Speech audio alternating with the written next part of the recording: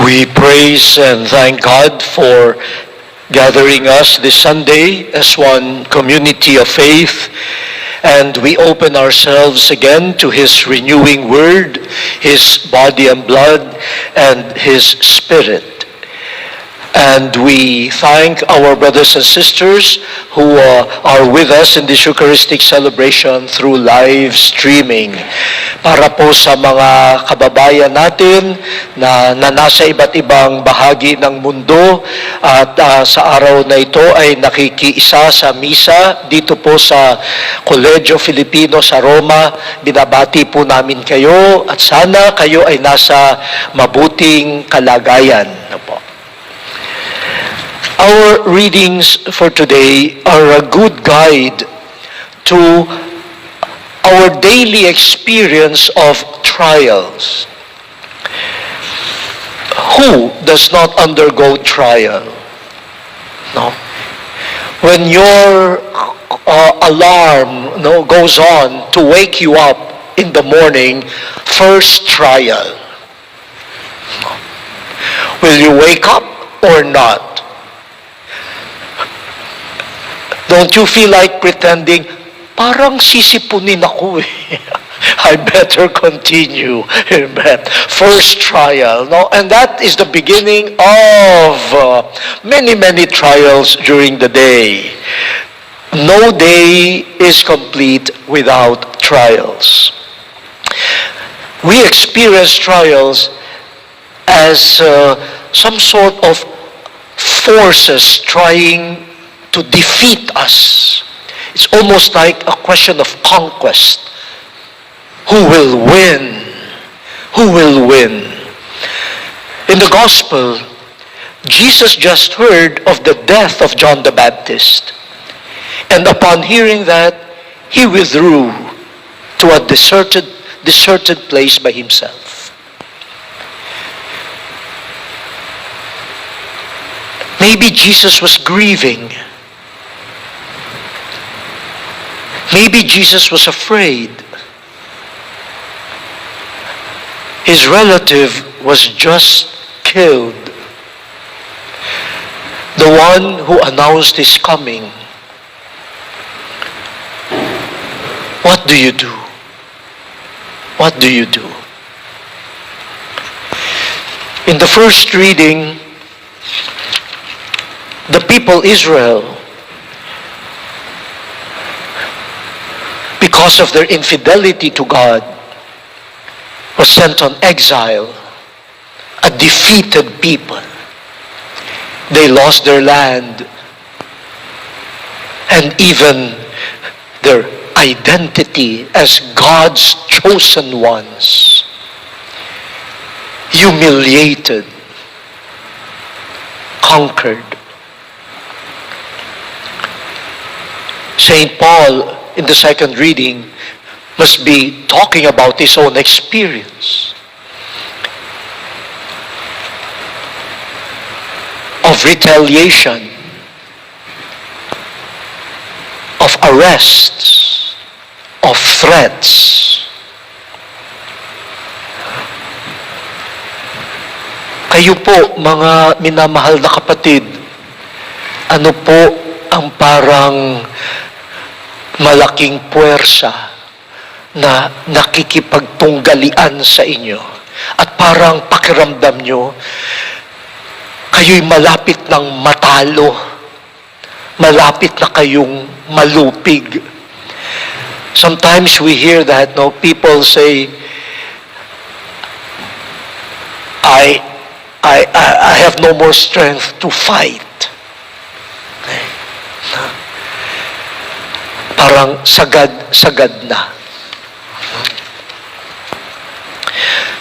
But how did Jesus respond? The crowds heard of his retreating to a deserted place, and they followed him on foot from their towns. At mukhang nauna pa kay Jesus. When Jesus arrived there, he saw the vast crowds, and he was conquered. not by fear, not by grief, but by compassion. Compassion conquered him. And whatever reason he had for retreating was forgotten, was let go of. And he started curing the sick. Someone who probably started already being conquered by loneliness, by grief, and by fear, seeing the crowds, seeing their sick, he allowed himself to be conquered by compassion and love. This is the same love that we see in the first reading.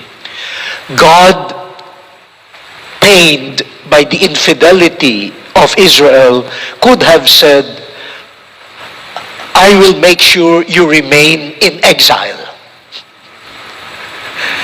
Bahala na kayo. Sinaktan nyo na ako, tama na, ayaw ko nang magmahal pa. But no, God says to these people who has wearied him, all you who are thirsty, come to the water. You who have no money, come, eat. Come without paying, without cost. Drink wine and milk. Hindi na tayo magtutuusan. Kung walang-wala ka, halika. Halika. And I will renew with you the everlasting covenant, the benefits assured to David. God allows his heart to be conquered by love, and that love assures his people, you have done wrong, but come, let us renew our covenant. And the Jesus whom we saw in the gospel, who will not retreat because of his love for us, this is the love that gives St. Paul an assurance. If God is for us, who can be against us? And St. Paul asks, who will separate us from the love of God? No? The trials are almost personalized. Who? Anguish, distress, persecution, famine, nakedness, peril, or the sword. When they come in the one by one, and when they come together, who will not feel weak? Huh? Who will not feel like, I give up, I give up? No. But here, St. Paul says, in all of these things, we conquer through Jesus who has loved us. We do not conquer. It is God. It is Jesus in his love. The God who always allows love to conquer him. We can conquer everything and everyone against God through the love of God. But we need to come and eat of his love. Meaning we have to believe. In the first reading, God says, come to me heedfully. Listen that you may have life. Listen to my word. This is the food that I am sharing with you. Believe. And when you believe in my love, you can conquer everything in my love. So the assurance of God's love is being proposed to us again this Sunday. And let us not pretend that we can conquer. No, it is God's love that will conquer. It is God's love that will heal the sick. It is God's love that will multiply the bread, not us. Kaya po pag tayo ay nagpanggap na kaya nating lupigin ng lahat ng yan, lalo pong babagsak. We allow God's love to conquer us. And we conquer evil with the love of God.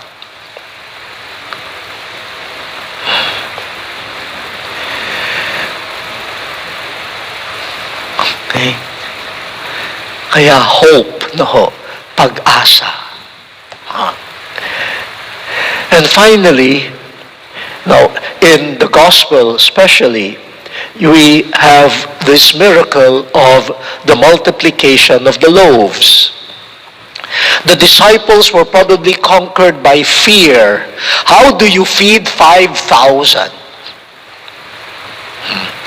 If today, 1,000 people suddenly show up here in Collegio Filipino, no?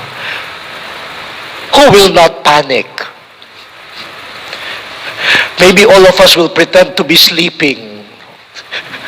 Nagpapadala ng text, walang sumasagot. Kasi everyone pretending. No? We're conquered by fear. Turn off the doorbell. No, aba, hindi biro yung magpakain ka nga ng 100 na walang abiso. Aba ito, Jesus telling you, no, don't send them away. Give them food yourselves. Now, who will not panic?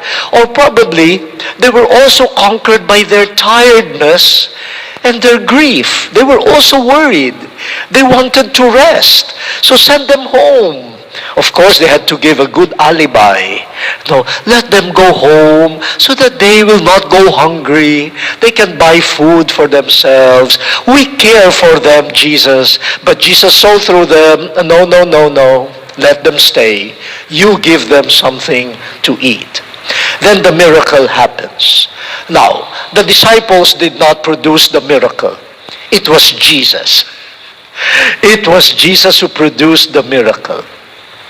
The disciples, however, should be there to see what they have, the 5 loaves, the couple of fish, to bring them to Jesus, and then to bring the love of Jesus to the multitudes, and to pick up the leftovers, good for another meal. We are all disciples. No? What do you have? Bring what you have to the loving hands of Jesus. Maybe we are just a grain of rice, no, for the rice-eating people. No, we can say, oh, I have only 1 grain of rice. Each one is a grain of rice. That's okay. No? Some are sticky rice. Some are husky rice. Some are red rice. Some are, never mind. No? Let them be transformed by the love of Jesus, and hunger will be conquered. The threat of hunger will be conquered. What do you have? You have 1 drop of water. Bring it to the hands of Jesus. And drop by drop, so many people will be cleansed and will be assured that they are not forgotten, that people care for them.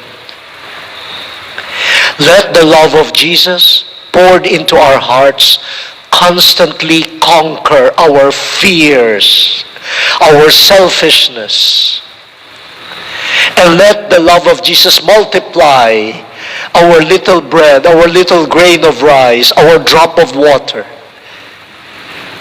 so that the fears of the world will be conquered. Smile, and your smile will be multiplied. You smile at someone, chances are that someone will also smile back. Ayan na, nagmultiplication na ng smiles. Sumimangot ka, nagmumultiply ang simangot.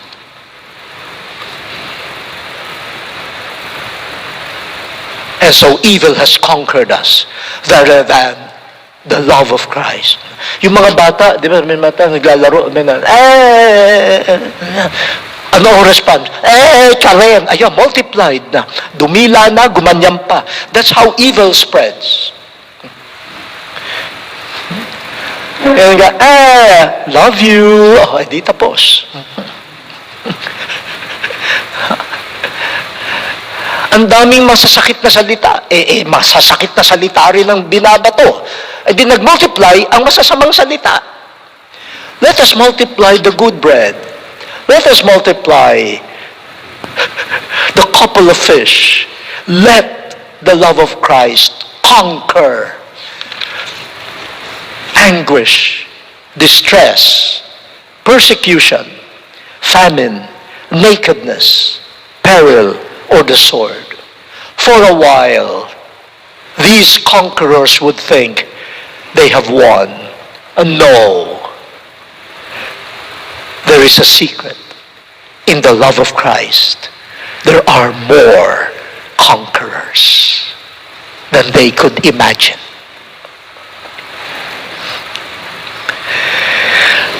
Okay. I was very much edified when I visited a section of the Archdiocese of Manila, a poor section, Parola. And fires seem to be already a part of their lives. Parola, a section belongs to Binondo, a portion belongs to Tondo. So when the reporters say, there is a fire in Parola, you ask, which part? Binondo, Tondo, so that you'll know which one to contact. No?